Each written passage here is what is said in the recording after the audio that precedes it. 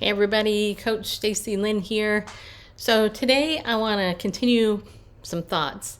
Yesterday I did a video about how to spot a fake apology. Today I'm going to give you one word, which you've already read it in the subject line here, in the title line, and that is guilt. This is how you can easily spot a fake apology. There's no guilt. People who are low in remorse and low in empathy, they don't care about other people's feelings. All they do is they care about theirs. They don't care about anybody else's. So I just want you to consider, if you have people in your life who constantly do things to you, and then they apologize, oh, I'm so sorry, whatever. But there's no sincerity to it. They're not actually looking at how it impacts you. It could be that they don't have any guilt over it, which, going to scripture, that means their conscience is seared, right? Because somebody who has a healthy conscience will feel bad if they hurt somebody else. So I just wanted to give you that thought to think about. And the reason this came up for me is because, I had somebody do something to me recently, and it really bothered me. It pushed some buttons, and I had to do some self-reflection, which is often what I do, and I do that in order to help people. And it occurred to me, for me, the stemming back to somebody pretending to care is when they don't have any guilt. And for me, that was my mom. My mom was somebody who did a lot of very abusive things towards me, but never had any remorse, never had any guilt about any of it. And it's interesting because as the survivor of that type of abuse, we are often targeted because we are full of empathy, we care, we are groomed to fix, we are groomed to fawn over our abusers. And it's just interesting to me because all these years later, it's like, oh, that makes sense. So my mom didn't have any guilt over any of the bad things that she did to me. In fact, I wrote a Substack post about it. If you want to read about, well, you can't actually, it's paid. Well, you can become a paid subscriber and read it on my Substack link. It's linked here. But, here's the thing. Listen to your gut. If something doesn't seem right with somebody, listen to your gut.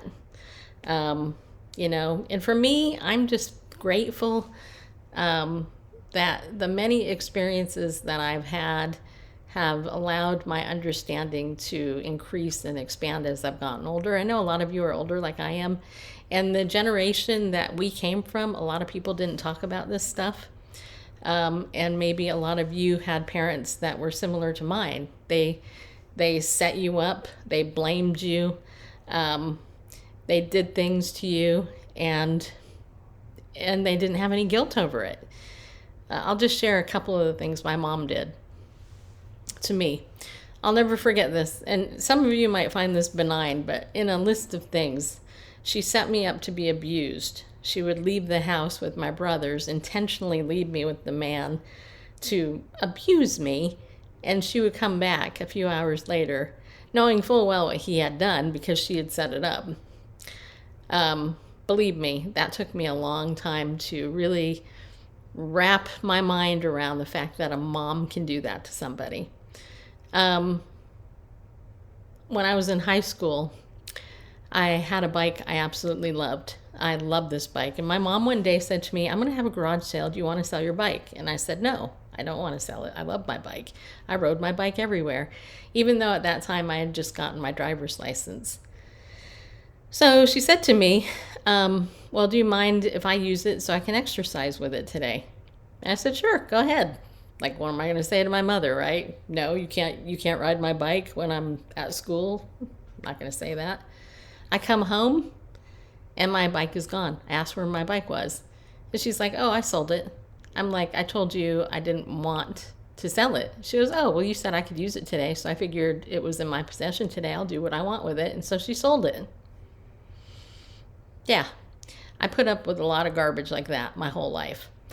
And my mom never felt remorse over it. She never felt any guilt. She never came to me and said, Stacy, you know, I feel really bad and guilty about what I did to you. Not once. Not one time. Not one time. So I'm positing here that you need to watch patterns for people, because I don't think all people are nefarious. I love that word, by the way. Nefarious is such a good word. I don't think all people are nefarious. I think that many are, and I think that a lot of people don't believe that evil people, nefarious people exist. But if you read the book of Proverbs, you will actually see there's a proverb in there that basically says the wicked man cannot go to sleep until he does something evil to somebody. And the reality is we live in that world today. Some of you live in the family with people like that. But not everybody is nefarious. There are just some people who are unorganized. There's some people who have never been taught properly, and all that. So I'm not excusing those people. Those people can be taught. But the people in your life who constantly have the pattern and the behavior of dismissing you, ignoring you, they'll flip things around. They'll do DARVO with you, which is deny, attack, reverse, victim, and offender. They'll make you the bad guy because how dare you speak up and say something. So I'm not going to make this very long, but I did want to share that with you today and just ask you, if you leave a comment, is there somebody in your life who has no guilt and they do the things? Do they, quote, apologize, but it feels hollow? Well, if so, it's probably because they have no guilt over what they did. And so it's something to think about. And as always, you can set up a free consult with me. I'd love to talk to you. And I hope you have a better day. Let me know if this helped.